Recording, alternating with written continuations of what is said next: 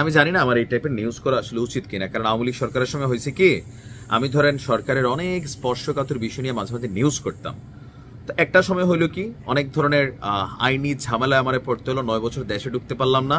এবার যাও 2-3 মাস আগে দেশে ঘুরাইছি, আরেকবার যাবার ঢুকার সময় ভেজাল হয় কিনা, বাট বিশ্বাস করি হবে না, কারণ ডক্টর ইউনূস বলছেন বাক স্বাধীনতা আছে।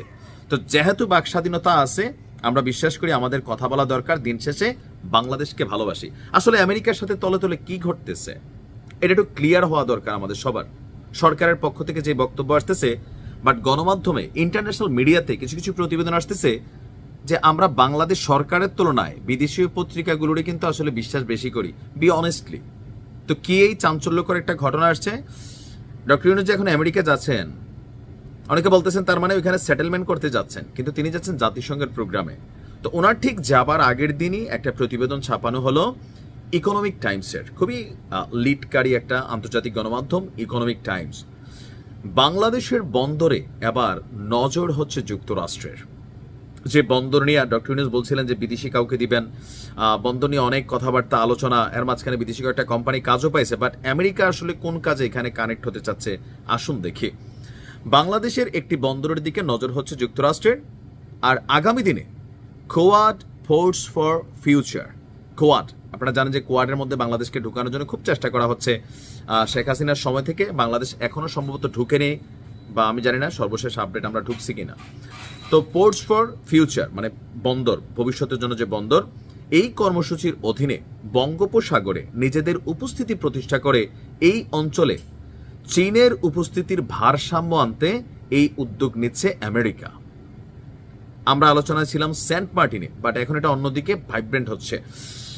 গেল শনিবার দ্য ইকোনমিক টাইমস তাদের প্রতিবেদনে বলছে যে আপনার US eyes port in Bangladesh for Bay of Bengal presence শিরোনামের প্রতিবেদনে বলা হয়েছে বাংলাদেশের বন্দর খাতে পরিকল্পনার অংশ হিসাবে যুক্তরাষ্ট্র এই সপ্তাহে ঢাকায় নাকি একটা বৈঠক করে ফেলছে। কাদের সাথে? অংশীদারদের সাথে।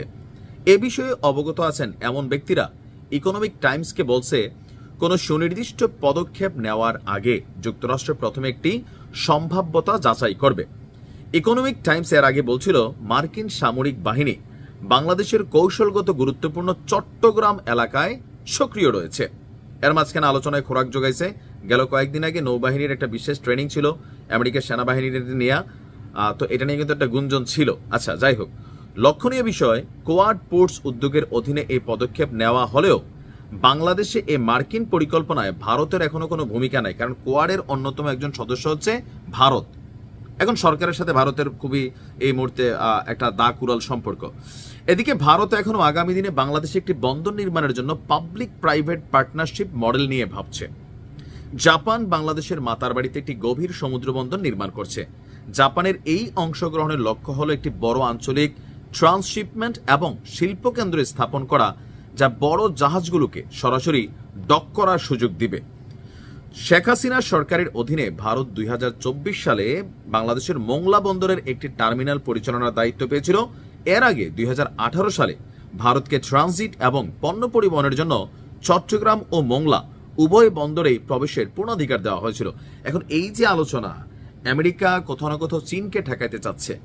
তো চীনকে ঠেকানোর জন্য ভৌগোলিকভাবে আমাদের বাংলাদেশের অবস্থান খুবই গুরুত্বপূর্ণ, যার কারণে আমেরিকা বলেন, যুক্তরাজ্য বলেন, ইউরোপীয় ইউনিয়ন বলেন, সবার কিন্তু নজর এই দেশটার উপর। রাশিয়া বলেন, চীন বলেন, ভারত বলেন। তো সেইখানে যে গুঞ্জনগুলো এতদিন ডালপালা মেলছে, দিন শেষে কি আসলে এগুলা বাস্তবই হতে যাচ্ছে? যে কার সাথে বৈঠক হলো, কারা বৈঠক করলো, কি বৈঠক হইলো, আমরা জনগণ হিসাবে কেন আমাদের গণমাধ্যমে জানতে পারলাম না? কারণ এখন তো এটা নিয়ে গুজব ছড়াবে, গসিপ হবে, ডালপালা করা যাবে। তো সরকারের উচিত যে আসলে এখানে কি ঘটতেছে জনগণের সামনে প্রকাশ করা। এমনিতেই অনেকে মনে করে ডক্টর ইউনূস আমেরিকাকে খুশি করতে অনেক কিছু করবেন, আর আওয়ামী লীগ প্রতিদিনই বলে দেশ বেচা দিচ্ছে, দেশ বেচা দিচ্ছে। পারসেপশন কিন্তু তৈরি হচ্ছে, ন্যারেটিভ তৈরি হচ্ছে। সো আমরা এটার প্রকৃত স্পষ্ট একটা ব্যাখ্যা চাই সরকারের কাছ থেকে। আশা করি উত্তর দিবেন।